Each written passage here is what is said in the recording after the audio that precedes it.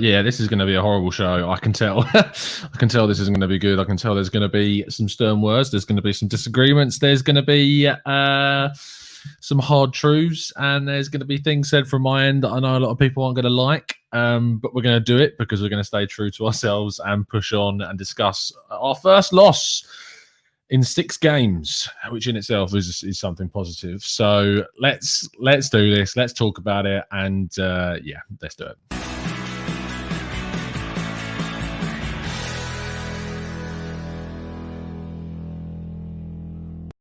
Hello and welcome to the Gooner Talk.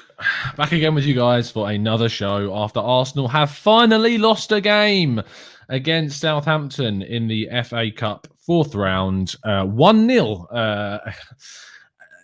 There is only one place to start with this, and that is talking about team selection. That is the only thing I can think of to talk about here to start off with. I want to know people's thoughts. Before I do get your thoughts, though, let me have my say on the team selection, because I am frankly embarrassed by a lot of the reaction I've seen on social media. Really, really embarrassed by it. I don't agree with it. I don't agree with the way in which some people have looked at that lineup and gone, we've rotated too many players. I mean, let's talk about the lineup. Let's go from back to front. Leno, our number 1 keeper. Bellerin, our number 1 right back. Rob Holding, our number 1 right starting side centre back. Gabriel, our number 1 left-sided centre-back. Cedric, in rotation for Kieran Tierney, who's played a lot of football. Granit Xhaka, our number 1 left-sided starting centre midfielder. Mohamed Elneny has come in for Thomas Partey, who's coming back from a series of injuries that have kept him out for the most part of the season. Attacking midfield, Willian. Terrible player. Terrible player this season. Absolutely horrific. Nicola Pepe on the right wing. Pretty bad. pretty bad. On the left, Martinelli, a player that a lot of people have wanted to see start more games and even start over Aubameyang this season. And up top, Eddie Nketiah, a player that Arsenal need to move on from. Really need to move on from, because has missed so many chances. Now, what I've described to you there as the lineup is to say that our rotation was, in a way, what I will say is that the rotation cost us the game, obviously, because the players that we were brought in were not good enough, are not good enough in themselves. But to the hypocrisy of people who slandered, completely slated Arteta for playing Kieran Tierney in the 3rd round of the FA Cup. And then when he didn't play against Crystal Palace, the amount of people that slated Arteta for that decision and then have the guile and the front to turn around and blame Arteta for resting him in the 4th round of the FA Cup. You should be ashamed of yourselves. Really, that the hypocrisy of some people is a joke. It's an utter joke. And I was sitting there saying that I can understand why Tierney's been rested against Crystal Palace, he got injured. He got injured between the 2 games. A lot down to fatigue. Injury is caused by fatigue. But I can't believe the level of reaction I've seen from people to damn Arteta today, taking us off the back of 5 clean sheets in a row, which we haven't achieved in 11 years. And now we just want to throw him under the bus. I can't believe. I don't know why I'm saying I can't believe it, because I 100% can. I can believe it. I can believe the idiocy of some people, and it is that. It's just so frustrating. And people that I am friends with, people that I respect, I just disagree hugely with their opinions on this, because I just can't see the thinking behind why you can just sit there and go, this game is all on Arteta. It's all on Arteta. When the players that he picked in Willian, who we know is bad, I get that. Who else is beyond that? Who else do you rotate in? Because you can't sit there and say that we shouldn't have rotated. We have a ridiculous amount of... We have a game in 3 days. We play on Tuesday. We have 1 day of recovery, which is going to be tomorrow, a day of training on Monday, and then we play them on Tuesday. And you're not expecting us to rotate anyone because you know what would happen, right? I know exactly what would happen if we didn't rotate anyone. Say Emil Smith-Rowe plays, Laka plays, Saka plays, Tierney plays. If any of those 4 players got injured or couldn't play on Tuesday, there would be utter bedlam on social media. Utter bedlam if any of those players did then not play on Tuesday. Because that is what happens. And say we win this game against Southampton today and any of those 4 players would not play on Tuesday, they'd be like, why are you playing these guys in the FA Cup? We've got bigger things to worry about. We're so predictable as a fan base. Like, it's so predictable to see the reaction of people. I just don't get it. I'm going to get to your comments in a second, guys. So keep posted. I can see you going. I can see you there. And apologies for the late start, by the way. I was working till 3, so I couldn't come on straight after the game. And there's a nice player profile about Nicola Ravella that's just gone up if you want to read that. But people in the tech box just... I know there's going to be people that disagree with me. I know there's going to be people that sit there and go, he shouldn't have rotated that many players. And you're entitled to that view.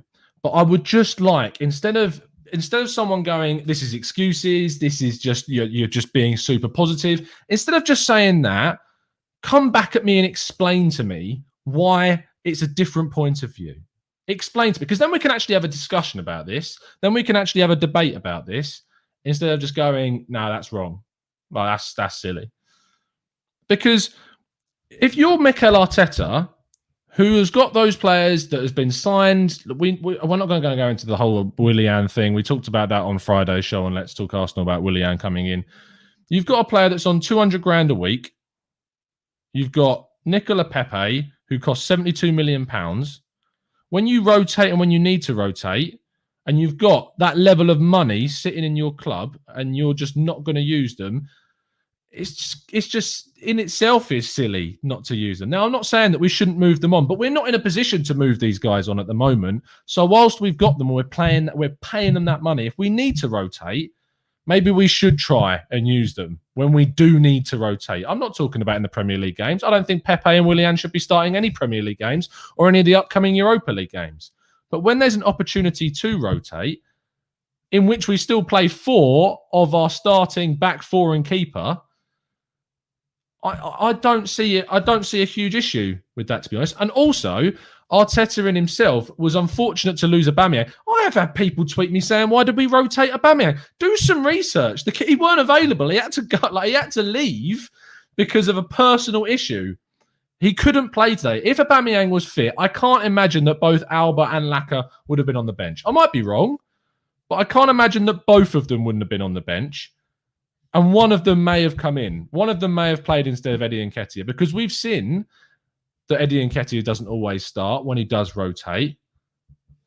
It just boggles my mind how sometimes people are willing to be so unfair because they're just upset, which we are. I'm gutted we lost. I'm really gutted we lost. I didn't want to lose. It's just really frustrating that people can't see things in the right way. Thank you, Unique, for the donation. That's very kind of you. Tom, many Arsenal fans can see that without certain players on the pitch, we are poor. I understand the need for rotation, but that is where we need sufficient backup players, which we haven't had for years. And you're spot on, mate. And we do need to address this. We need to address the depth of the squad. And what I'll say about Willian is, and I'm sick to the back teeth of him. I'm sick of Willian. I really am sick of seeing him play utterly awful every week. But I don't see anyone predicting him being this bad when he came in. And you can sit there and say, oh, I saw it coming. But let's be real, you didn't. Because there's been no evidence of Willian being this bad. He might not have been great at times at Chelsea, but he was never this bad. And that's not on Arteta or the club who recruited him. Because to predict that he would be this bad is just horrific. And the fact that he's now not playing Premier League games and that he's only being brought on when we're winning. I saw a lot of people trying to say, why aren't we bringing on Pepe against West Brom? Why aren't we bringing on Pepe against Newcastle? But we actually brought Pepe on against Crystal Palace when we were drawing 0-0. We brought Willian on when the game was already won. So the mindset of the manager in regards to these competitive fixtures in the league has changed, in my view, in regard to Willian finally. It's taken too long, and Arteta's made a mistake in that area, for sure. He should have binned Willian much sooner. The emergence of Smith Rowe has really been able to help with that. And his injury at the start of the season, if he weren't injured there, maybe he would have come in sooner. Who knows? We don't know. But Willian, I'm sick of it. I'm so sick of him being bad. I'm sick of him doing nothing in games. I'm sick of him just flouting about the pitch, just not doing anything. I'm sick of Pepe's final product being terrible.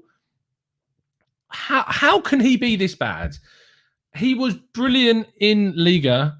And players have come from Liga and done well in the Premier League. Bernardo Silva at Manchester City has done well.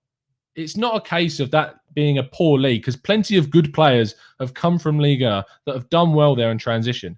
But in comparison, and I know that we've covered the fact that Pepe has been poor and he's being played in the wrong way, whatever. But the amount of people that I've seen still suggest we should play him as a striker, we should play him as a false nine. He's never played those positions. There's not a solution. He played on the right for Lille. He's playing on the right for Arsenal. It's tactically what he's being asked to do, or what he's just doing in that role, or just the fact that his style doesn't suit the league, that is not working. But we just need to move on from these people sooner. If Willian's costing us a lot of money, we signed him onto a 3-year deal, which was a mistake. We've signed Pepe on for a stupid amount of money. We need to move them on. I'm hoping that there's a level of ruthlessness within the squad. Arteta didn't sign Pepe, so I'm hoping that there's not the connection there that will probably be there with Willian, which is frustrating.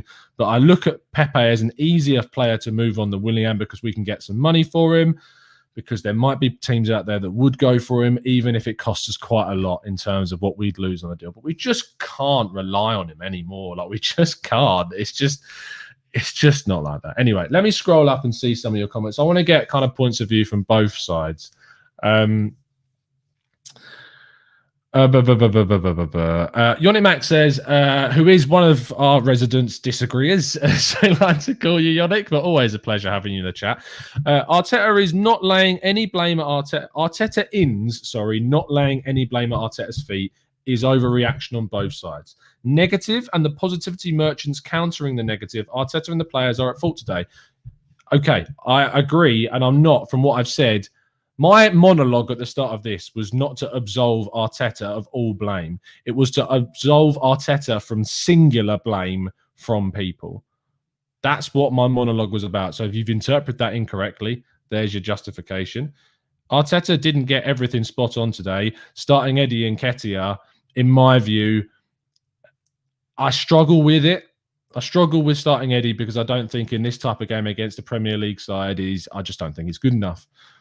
That's the mistake I look at.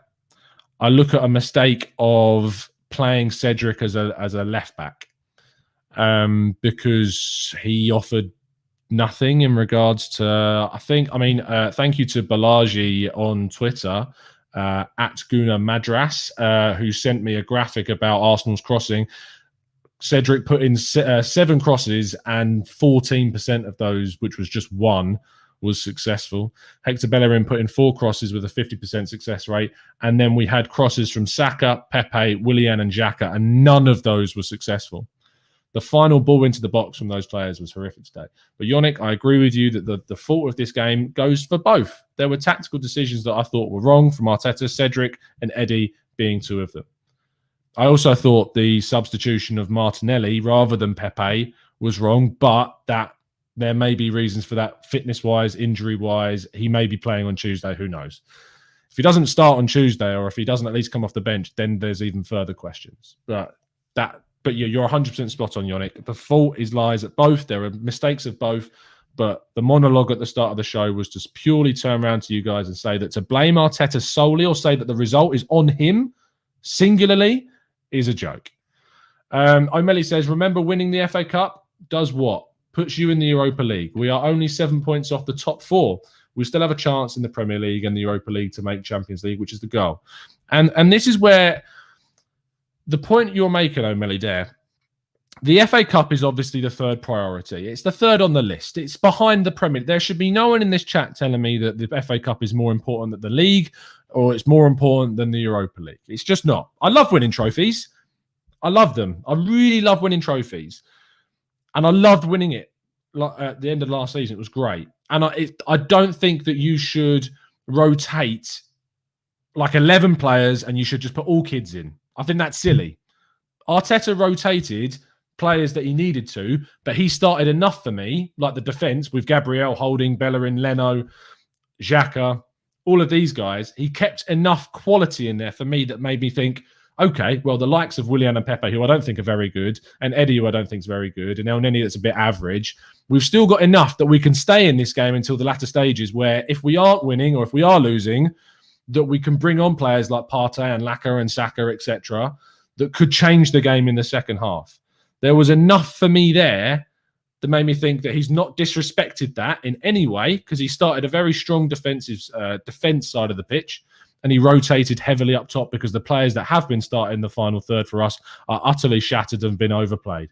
Other than Tierney, who of course also has been overplayed and has had an injury recently, which kept him out of the Crystal Palace game. So if you're looking at a competition that you're going to rotate in, the FA Cup is the best opportunity for that. Southampton also started a full strength side. I think they're maybe missing 2 players, Vestergaard and then a midfielder, Romeu, I think. But 2 or 3 players was all that wasn't there.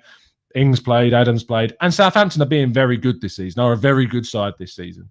And that's not an excuse, that's just a fact. They are a very good side this season. So the fact that with this rotated team, we're able to hold them away from home at that stage with a really unlucky own goal, really irritating own goal. And they did have other big chances that they hit the post. They hit the crossbar from a corner, which is obviously fluky. But we had chances too. Nketiah had chances. Pepe had a chance in the first half and the second half, which was blocked twice when maybe it was a better opportunity to play the ball through. We had a couple of long shots. We had chances. It's not like we didn't create anything. And in the second half, we were much better than them. We just didn't take any of those chances, unfortunately, which is frustrating, really frustrating. Let me scroll down now and get some of your reactions to what I'm saying here. Matthew De Souza says, people that slated Arteta for mismanaging Partey against Spurs are now saying that Emile Smith-Rowe and Tierney should have played. Hypocrisy. Porky says, I think we all understood the rotation. It's just hard to watch when the level of standard drops so much when we do rotate. The urgency vanishes when certain players are removed. And you're spot on, Porky. And unfortunately, that is just the situation that we're in right now until the summer when we can move on, fingers crossed, quite a lot of players. And it's not only players like the ones that are running out of contract. It's players like Pepe. It's players like Eddie. It's players like, I don't see it happening, but Willian.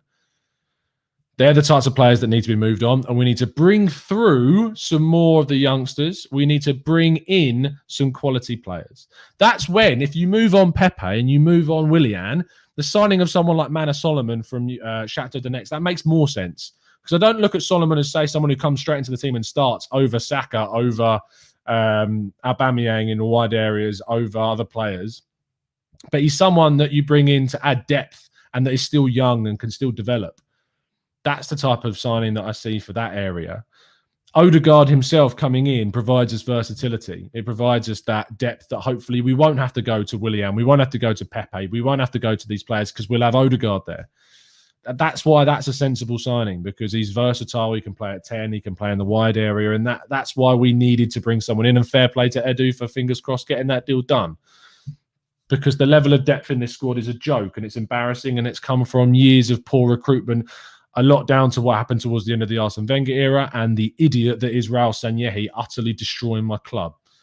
So for that reason, it's frustrating, but it's something that we're just going to have to deal with until the summer, and then we can have a final judgment. This is why when we discuss Edu, like we did on Friday's show, I can sit here and have sympathy for those that have still got the jury out on Edu, that are still very much like I want to wait and see what happens until the summer.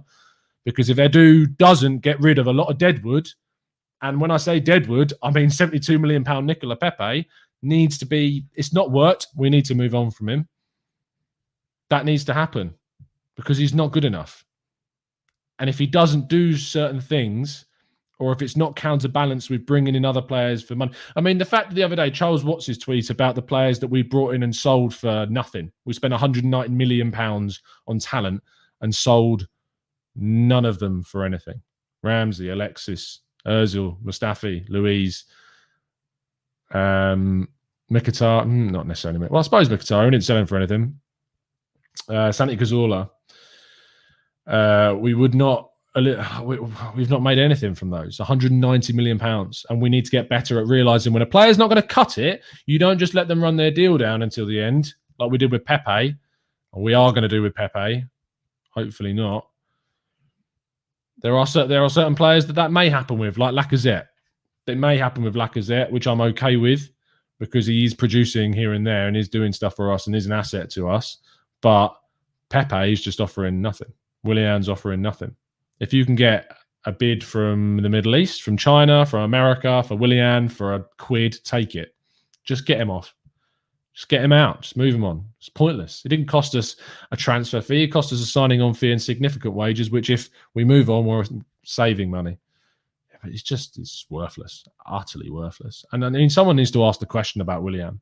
Someone needs to ask the question. I know that Arteta will. The point of a journalist, right, in a press conference is, I know that some of the answers that you might get from a coach are expectant. You might get him turning around and defending Willian. You might expect that, but actually asking the question produces the kind of seed of doubt in the manager's mind itself. Asking Arteta in the press conference about Willian, saying that he's finding it like there are difficulties with the player. He's regularly not kind of. His output is not reflecting his wage. Asking the question to Arteta would hopefully make him think and consider is actually Willian the right thing. So I'm hoping that he is asked by the journalist in the press conference about Willian. I hope he is asked about his output. I hope he is asked about if he's giving what he expected him to give.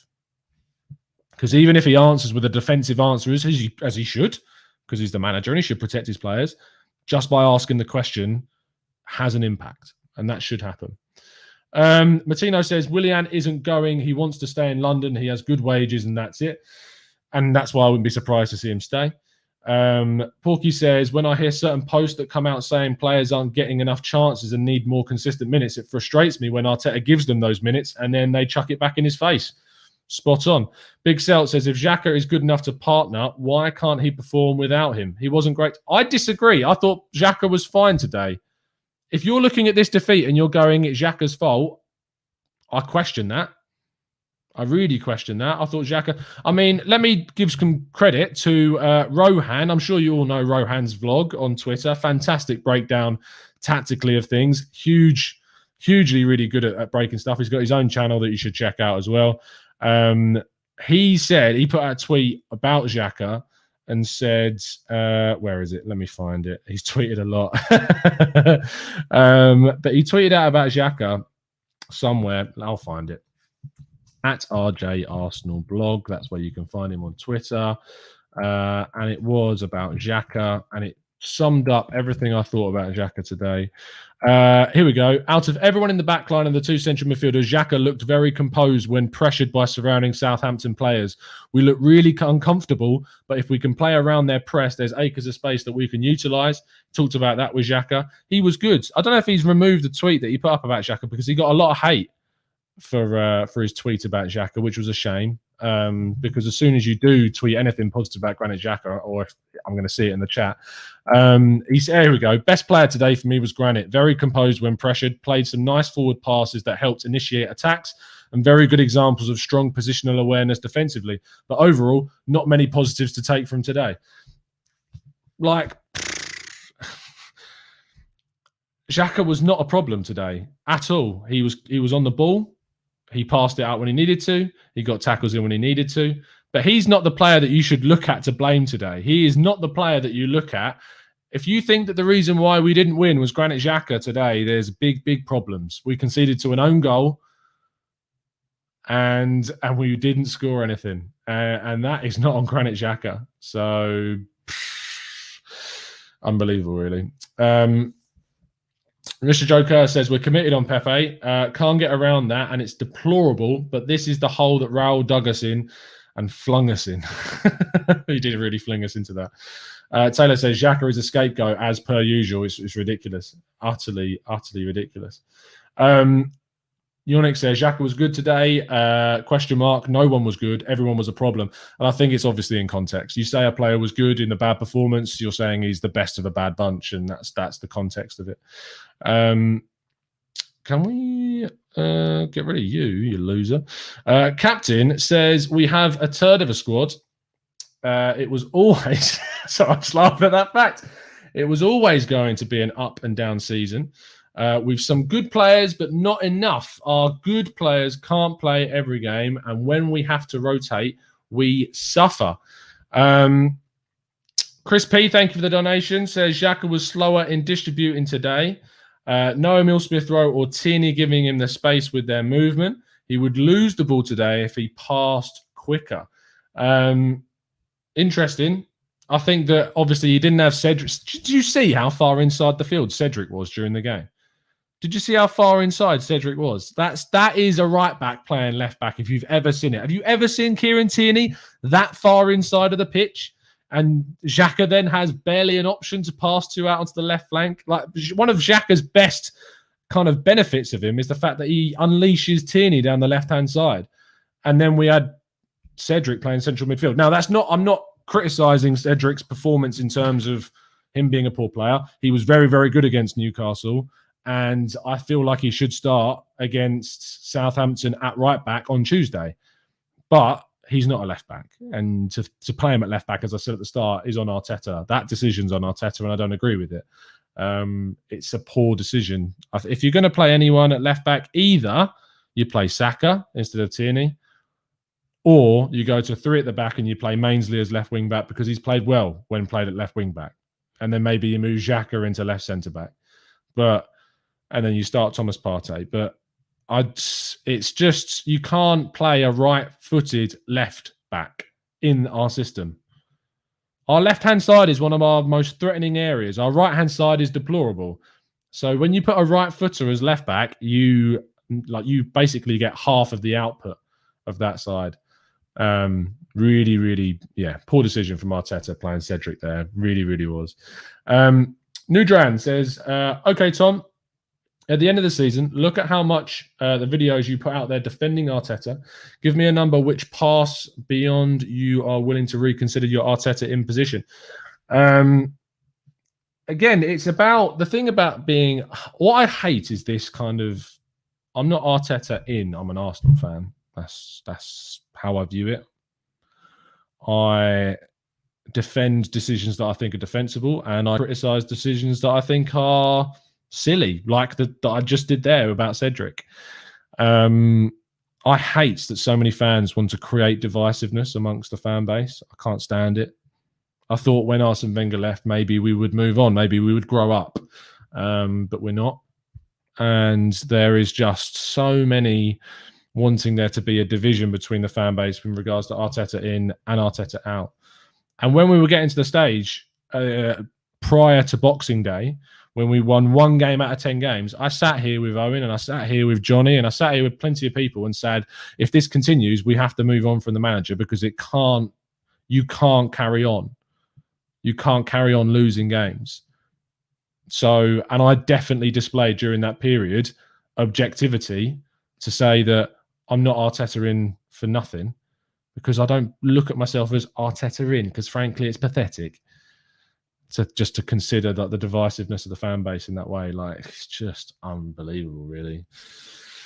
I can't stand it. Can't stand it. Gabby says, I won't blame Arteta for this loss, but my problem with him from the beginning is what our style of play is. I honestly can't see this tactics. Again, I feel like we see his style when he has the players on the pitch that he needs, and that's Saka and Emile Smith-Rowe, with Lacazette dropping deep at times, with the interplay of the midfielders, with Thomas Partey progressing the ball up the pitch, with us being solid defensively by using the fullbacks on the left-hand side more specifically to attack as well, with our pivot midfielders playing the balls out to the wide areas. That's the style.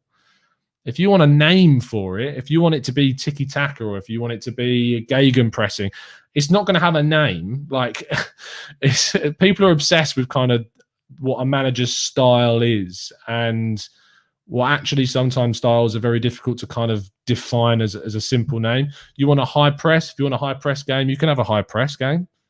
And I think that Arteta wants his players to work hard, but I also think that you've got elements of other styles in there as well that are using the wide areas that do defend really kind of solidly at times. You're not going to find, like, if you're looking for kind of these legitimate, these separately defined styles that I've just gone through, you're not always guaranteed to see that from a coach. Like, it's just not something that you're going to see time and time again. Some coaches are different.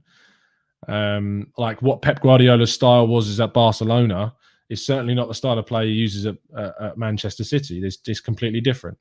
It's completely different. Does not have the players to play what he played during those 4 years at Barca, at Man City. So he plays a different style. And he has the players to be able to do it. And when he didn't have the players, the club went out and signed £100 million worth of right backs in Kyle Walker and João Cancelo, and they went out and signed £50 million Benjamin Mendy, who barely plays, and they went out and signed Laporte and Ruben Diaz, and like Arteta's not going to have that backing, unfortunately, and we're gonna need to be careful with who we do sign. And if you want to chuck a coach or a technical director that has finally signed Thomas Partey's and Gabriel Magalhaes and is making sensible signings. And now we've got Raul, the fickle man that is Raul, that was just a virus within our club. But we finally got rid of him. And now you want to throw in the towel after things are finally trying to, like, seeing with them turning around. And with that poor team, won an FA Cup. If you want to get rid of that, I'd question what you're kind of expecting to happen. I really would question as to what you're kind of expecting to see happen next. But yeah, it's just me.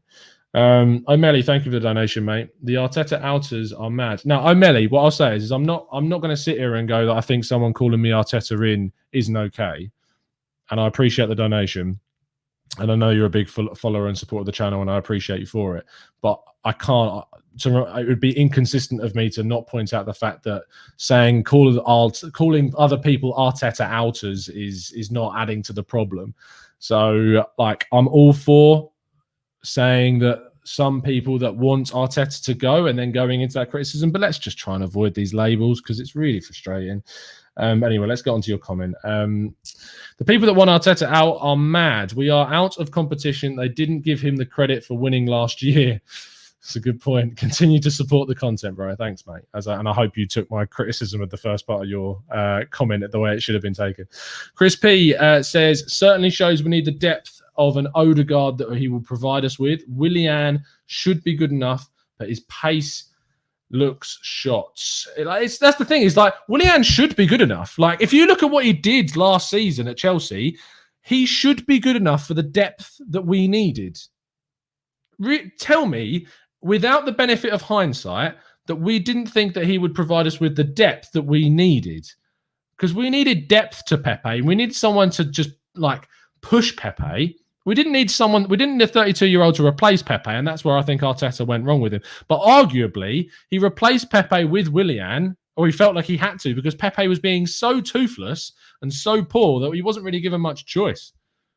The amount of times that Arteta was criticised for not starting Pepe over Willian, and then when Pepe did play, was dreadful in the Premier League.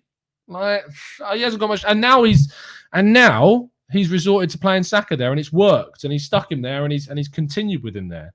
And then he hasn't been given the credit for playing Saka over Willian, who he's stuck with, and a £72 million signing.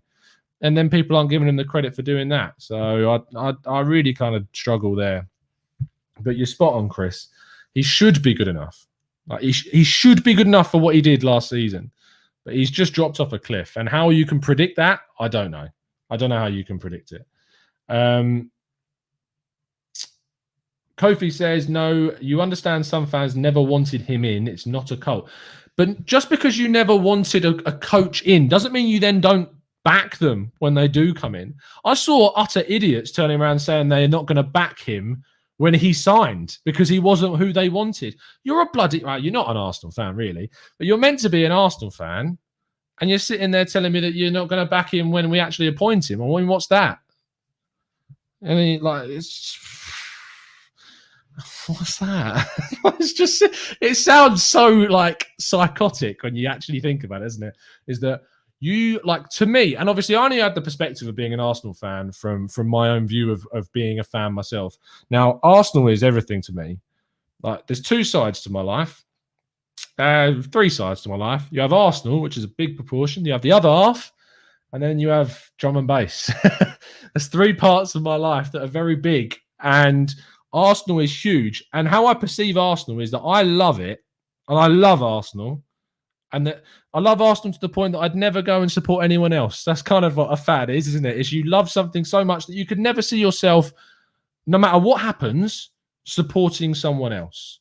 And how you can then see your club appoint someone and then go, I'm not going to back him. I didn't want him. How much of a moron are you? How much of a moron are you? It's just, oh, dearie me. Dearie me. Mr. A says, would you have fully backed Mourinho? Please be genuine here. 100%. I wouldn't have wanted Mourinho. I would have thought it would have been the silliest decision that Arsenal would have ever made to bring Mourinho in, because I think he's a clown. But if Mourinho was Arsenal manager, I would want him to succeed. I would buy into it. I would want him to do well. Whoever comes, because Arteta eventually will go. Arteta's not going to be the Arsenal coach forever. And whoever comes in after Arteta, I'm going to back them as well. I'm going to back them guys as well. Like 100%. Like, how you can turn around to me and say that as an Arsenal fan, you aren't going to back the coach from day one. Like, feel free after 6 months, 12 months, 18 months, 24 months, whatever, to reevaluate your position and go, look, I want him to succeed, but I just, in my personal opinion, I think he should go. And I'm completely fine with that. And if Mourinho came in as coach and failed, I'd sit here and say, look, I think that he should go. Now, I don't think 12 months or just over 12 months after Arteta's come in, I don't think he's failed. I think it'd be ridiculous to turn around and say that Arteta has failed after this amount of time, after what has happened over these 12 months, after what he took over from, after what we had to deal with Raul. Like, to say that he has failed to this point, when he's improved it, when he got 5 clean sheets in a row for the first time in 11 years, won at Old Trafford for the first time since 2006, won a trophy in his first season, the first time that's ever happened since George Graham. I think, pretty sure he won a trophy in his first season. It's how that can be described as failure before this season has even finished. Has gone out and signed a world-class centre midfielder that we've needed for a decade, gone out and signed a really good centre-back, has turned Rob Holding into a good player, improved Xhaka into a decent player. Yes, has ultimately had a really poor start to the season, but has turned it around. But at the end of last season, since Chelsea, again, Arteta has been able to get a good string from him. Exiled Mesut Ozil, something that a lot of people have called for a really long time, because he, frankly, Ozil in the latter stages of his career, whatever you think about the guy, just did not produce. Matteo Guendouzi strangled someone, acted unprofessionally, and behind the scenes clearly did more stuff than we were alluded to. And we have a manager that actually stood up for the values of the club and moved him on and got him out. Whatever you think about him and his value and how we've dealt with that, I personally feel that it's been dealt with kind of how you would expect it to, or how I should expect it to. Like, we've had too many managers that have held faith in certain players that have cost us. Arteta started to do that with Willian, and then it's not worked out, and he's moved Saka there. How you can describe this 12 months is the fact. What's even worse is that I'm sitting here after we were lauding the performances that we've seen over the last 5 or so games. 5 clean sheets, 4 wins out of 5 up until this match. It's so mad how quickly it changes. It's so crazy how fast we go from like this pedestal of things being really good. We lose a FA Cup game, which we rotated for because we got a game in 2 days' time. I can't get into the mindset. I can't get into the mindset of the people that think differently. So, Mr. A, I hope that answers your question. Chris P says, anybody who doesn't back the coach because they didn't want him just makes you look like a spoiled little brat. Whinging. You didn't get your favourite chocolate bar. Didums. Poor you. Grow up. Good comment. Really, that's one of the best donations we've had, Chris. Really, really good. This isn't failure. We're in for a terrible next few years. I don't know what I don't know. Just tell me what failure is. Tell me what failure is. Because he's been here for a year. It's not a long enough time. A year is just not long enough time in football. It's for a coach. It's not okay. Let me redcon that. A year is not a long enough time to say that a coach has failed after they've won an FA Cup and done all the things that I just said, with bringing in players that we've needed, with turning Arsenal into a team that can finally fucking defend. I never swear, so you can tell when I'm angry. I'm watching Arsenal defend for the first time in so long. When we went on that run where we won 1 game from 10, it wasn't the defence that was the problem, was it? There was no one sitting in that run of 10 games and said that the reason why we're not winning games is because we can't defend. No one was saying that. Rob Holding, or the reason not playing Saliba during those 10 games wasn't going to stop us from losing those games or drawing those games. The reason we were so poor at the start of the season is because we couldn't attack. So we had no creative midfielder. We had no one that was going to create things. Arteta then decides, through his choice, you might say it was enforced, and there was more likelihood, and he was given less choice, but to play Emile Smith Rowe against Chelsea. But you still got to make that decision. So if you want to take that away from him, it's up to you. But he puts Emile Smith Rowe against Chelsea. He puts Saka on the right-hand side. He puts Xhaka in a position whereby he can get the best from Kieran Tierney.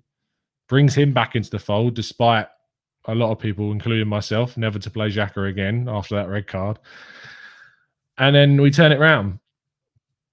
That's the problem. And I get the inconsistencies. I get that people get frustrated. And then Thapelo says there, stood up for the values of the club.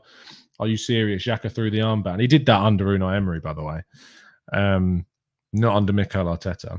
So you want to kind of separate those two instances, to be honest, because whatever Xhaka's doing behind the scenes, I've always maintained I don't like Granit Xhaka. I don't like him as a person because of what he did. And we kind of had a discussion about this.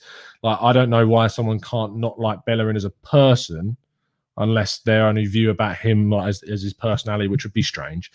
But I don't like Granit Xhaka as a person, but I can appreciate what he does as a footballer. And I think they're two very different things. But I just don't really understand the mindset. I think ultimately some people aren't just going to be happy no matter what happens. We could achieve top 4 this season and then people would still say the jury's out. We could win the Europa League and people would say the jury's out. We failed to win every game, Tom. See you later. Are the quotes from his press conference? Thank you, Dan. I saw you in the chat telling me to look. We try and stay on these shows for long enough that we can have a look at the words from his press conference. Are they up? Football London, just let me check. Yes, they are. Let's hop into the press conference and see what Mr. Arteta has said. We're on Football London, where you can find all of the words to the press conference. No, we don't want to play that. Don't play that video, please. Thank you. I missed one. Okay. I'm sure you're disappointed given that Arsenal are the holders. Do you have any complaints, though? It says, no, I'm very disappointed because we wanted to continue the competition. We had a dream to go again like we did last year, step by step, and that dream today, it suffered. And as well, disappointed with the way we conceded the goal in an area we know we shouldn't do that and give the lead to your opponent. The cross came from their right, which was where we had a left back that I thought that Arteta shouldn't have picked at left back. At the same time, I cannot fault the effort of the players, how they tried throughout the game and tried to go for the goal in the second half the way that we did. But it wasn't enough because we conceded a goal that we shouldn't have done. And when we created the chances, we didn't hit the target. So pretty much everything that I said at the start of the show. What are you particularly unhappy about? Yeah, with that start of the situation, we know in which areas what we have to do. We should not be doing that because you know that you can only get in trouble, but we did, and we paid the price. Now, he hasn't really answered the question there. If he's talking about stopping the crosses, we don't do that. That is a big defensive criticism I do have of Arteta, is we just don't stop the crosses. Is Aubameyang going to be available for Tuesday? I don't know. He needs to address this situation, see how it evolves. We're here, and we will have to support him. He needs to take the time that is needed because that's a priority. Martinelli going off in the second half kind of tells me that maybe Aubameyang's not going to be available for Tuesday because I feel like he may play instead of him. Odegaard, I don't know. Obviously, we played today. Since last night, I don't have any news. Probably I will get a few phone calls today and see where we are with every deal. So he's pretty much confirming that that is a player. Do you not regret playing a stronger lineup from the start? No. I think it was a very strong lineup because I have full belief in my players and they deserve to play. They've done it on many occasions against top opponents as well, and they've been playing. So this cannot be the excuse. It's true that throughout the game we improved and we got better in the second half and we had more quality in what we tried to do. But the players that played deserved and they tried so hard for us. Do you feel that some of the players you brought in weren't quite good enough in the first half? No, I think we gave them control of the game, which a lot of unforced errors that we created ourselves. And without them really creating any big chances, but it's things that we have to improve. It's part of the way that we are evolving as a team to understand which areas we have to exploit and which areas we have to be giving the ball away. We have to, and be more secure in certain situations. It's part of it. Gabriel seemed to struggle a bit today, which I actually kind of disagreed with. Maybe at times he was, but he made some good tackles, actually. His position was all right. Obviously, he's still coming back from that COVID situation. Do Arsenal supporters have the right to expect better performances from players like Willian and Pepe when they come into the side? Well, I don't. This is a good question. Whoever asked that, fair play. Well, I don't know. They're entitled to ask for anything. What I'm saying is that they tried to give their best. You could see how hard they tried. Sometimes with more or less quality, but the intention is there and the willingness is there, and this is what we demanded them to do. And after decision-making, the final pass, the final ball, the opportunities they have, it's the end product that's the hardest thing in football. Oh, God. It's a weird one. Obviously, we talk about kind of press conferences, and we talk about them. We react to what he's saying, but as we've discussed, he can only kind of say certain things.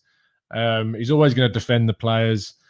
It's very hard to read into these things. What I would take from that press conference is that it is interesting to hear him say, like, I don't know, when in response to a question about Willian and Pepe. Yeah, it's really tough to kind of analyze those words. He's going to defend them, but I think their mistakes were made in regards to Cedric being picked at left back, in regards to Eddie playing.